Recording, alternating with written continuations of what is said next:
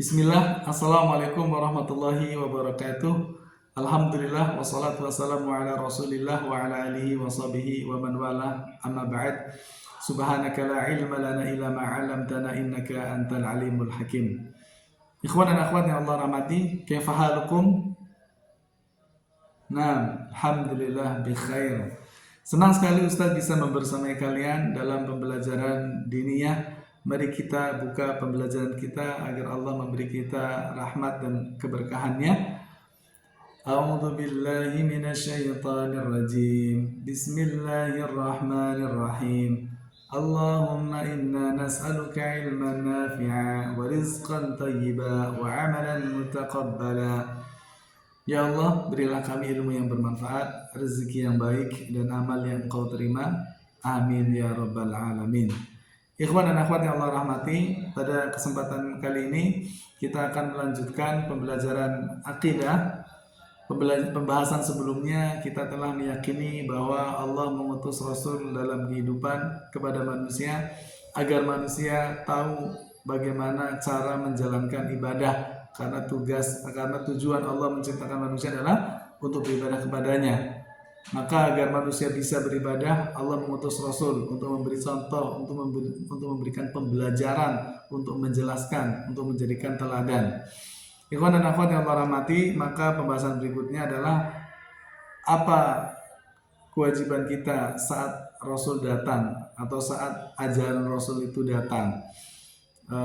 Rasul terakhir adalah Nabi Muhammad SAW dan sudah tidak ada, tetapi ajarannya ada sampai akhir zaman. Apa tugas kita di hadapan Rasul? Kewajiban kita di hadapan Rasul adalah beriman kepadanya dan mentaatinya. Kenapa kita harus beriman dan mentaati Rasul? Karena mentaati Rasul adalah jalan meraih surga. Kita semua menginginkan kebahagiaan di dunia dan di akhirat. Kita semua menginginkan masuk surga. Masuk surga adalah cita-cita tertinggi. Pencapaian yang paling sempurna yang dicapai oleh seorang hamba adalah memasuki surga. Dan cara untuk memasuki surga adalah kita harus mentaati Rasul. Allah Subhanahu wa taala berfirman, A'udzu billahi minasyaitonir rajim.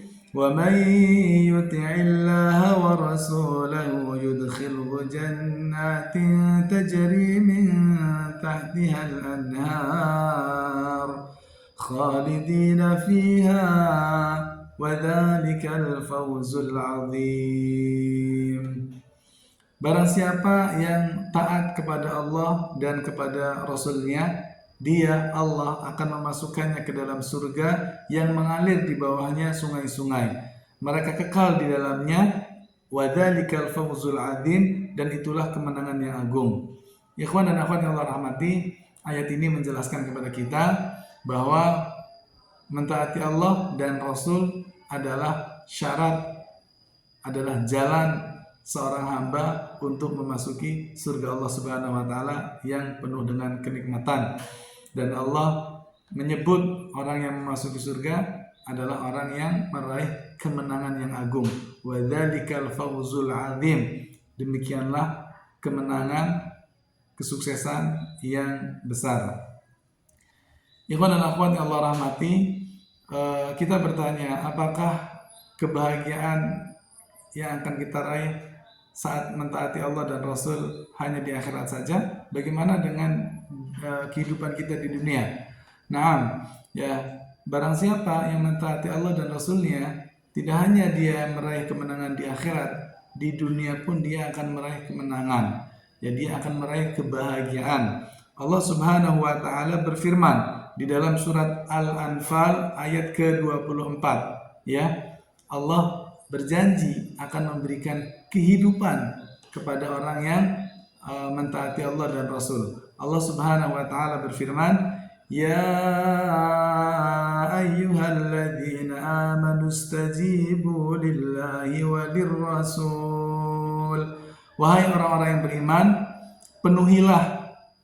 penuhilah panggilan Allah dan Rasul.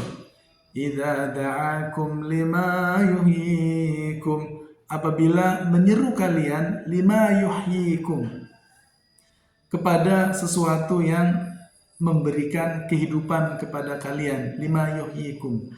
Dalam ayat ini Allah menjelaskan kepada kita orang beriman hendaknya memenuhi seruan Allah dan Rasul. Ya, kenapa? Karena Allah dan Rasul tidak menyeru kepada kita, tidak mengajak kepada kita kecuali pada sesuatu lima yuhyikum, kepada sesuatu yang menghidupkan kalian, menghidupkan kita. Nah, kata Imam Bukhari di dalam tafsir Ibnu Katsir, lima yuhyikum, kepada sesuatu yang menghidupkan kalian adalah sesuatu yang memperbaiki keadaan kalian. Ya. Artinya apa? Kalau kita mentaati Allah, kita mentaati Rasul, urusan kita akan diperbaiki oleh Allah. Keadaan kita akan diperbaiki oleh Allah. Keadaan apa? Semua keadaan Allah berkuasa untuk menjadikan lebih baik untuk kita semua. Allah berkuasa memperbaiki keadaan kita.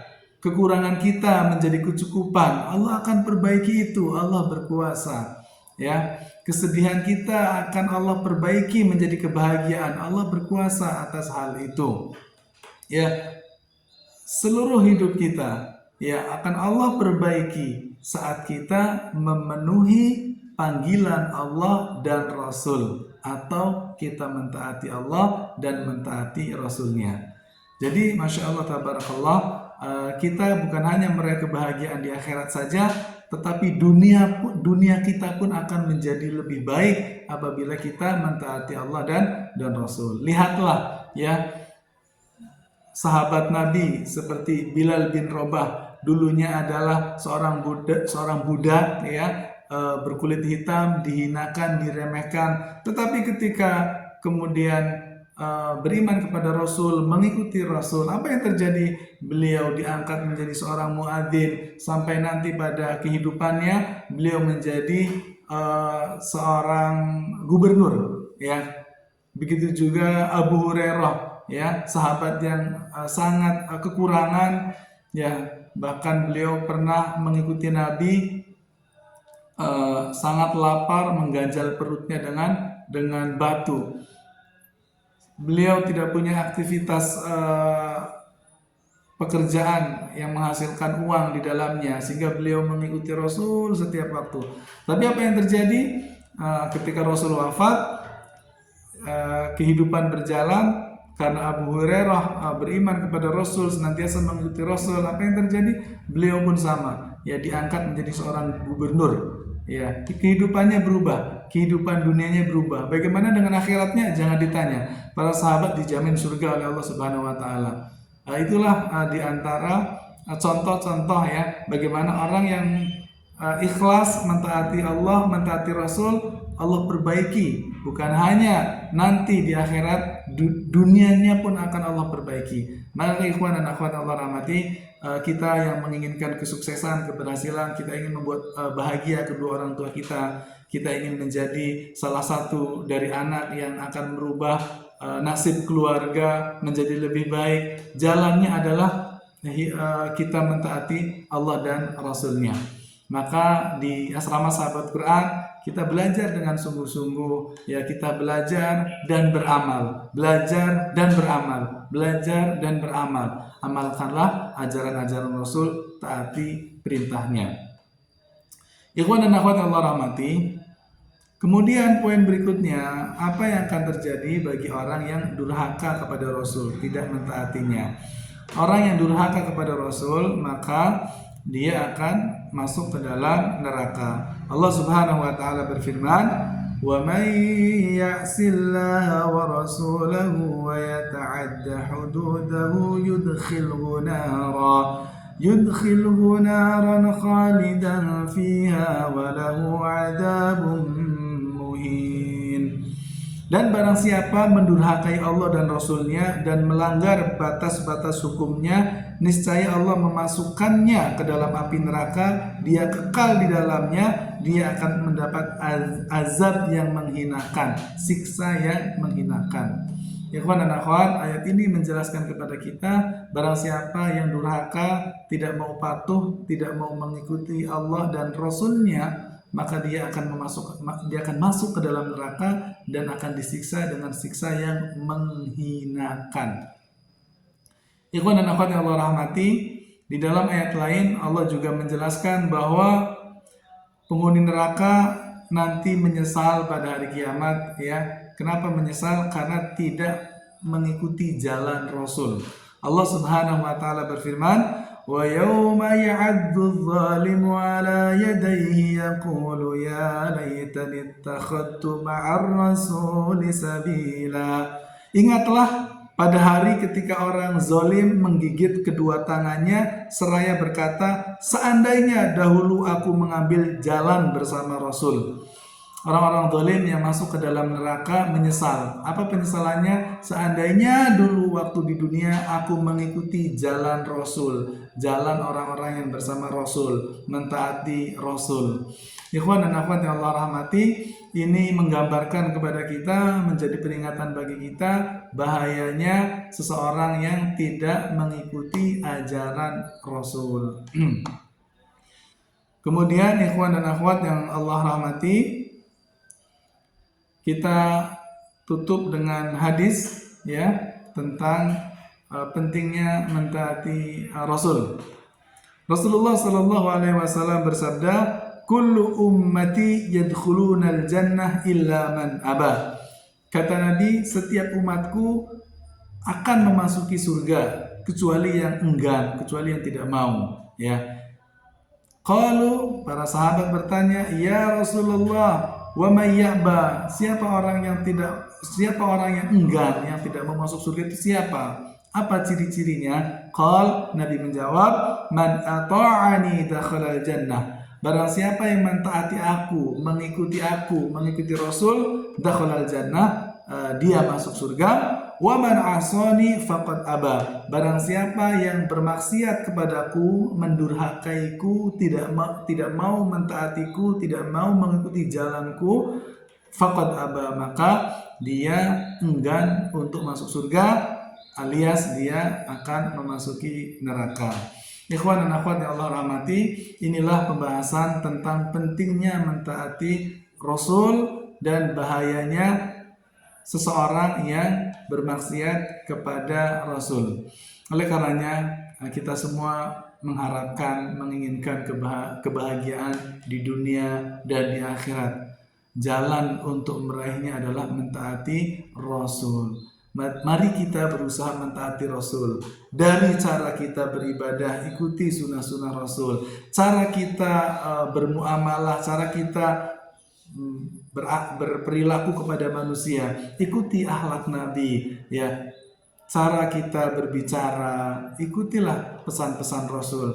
Apa yang Rasul larang kita tinggalkan, apa yang Rasul perintahkan kita kerjakan. Hati kita harus seperti hati Nabi, ya. Lisan kita, perbuatan kita ikuti apa yang diajarkan oleh Nabi.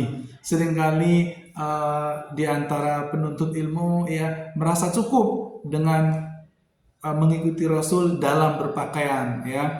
Saya sudah berjenggot, saya sudah tidak isbal, saya sudah bercadar, saya sholatnya sudah merapatkan shaf, mencukupkan diri, kemudian bermudah-mudahan dalam melakukan kesalahan atau kemaksiatan, ya. Subhanallah, ya. Ikhwan dan akhwat, kita harus mentaati Rasul, ya, tidak setengah-setengah. Kita harus mentaati Rasul semaksimal mungkin. Semua yang Rasul ajarkan kita harus berusaha untuk mengikutinya. Bagaimana hati Nabi, penyayang, berprasangka baik, Nabi hatinya bersyukur, Nabi bersabar. Kita berusaha untuk mengikuti. Ya, karena apa? Karena pada akhirnya nanti sebesar apa keberuntungan kita di dunia dan di akhirat sesuai dengan kesungguhan kita dalam mengikuti ajaran Nabi. Ya, orang yang bersungguh-sungguh dalam mengikuti ajaran Nabi, maka keberuntungannya semakin besar. Dan siapa yang setengah-setengah dalam mengikuti ajaran Nabi, maka keberuntungannya juga setengah-setengah. Karena apa? Al-jaza min jinsil amal, balasan sesuai dengan perbuatan. Semakin bersungguh-sungguh, semakin banyak ajaran Nabi yang kita amalkan, semakin besar pula keberuntungan yang akan kita raih insyaallah. Demikianlah penjelasan kita pada kesempatan ini. Semoga bermanfaat untuk kita semua. Barakallahu fikum. Wabillahi taufiq wal hidayah. Wassalamualaikum warahmatullahi wabarakatuh.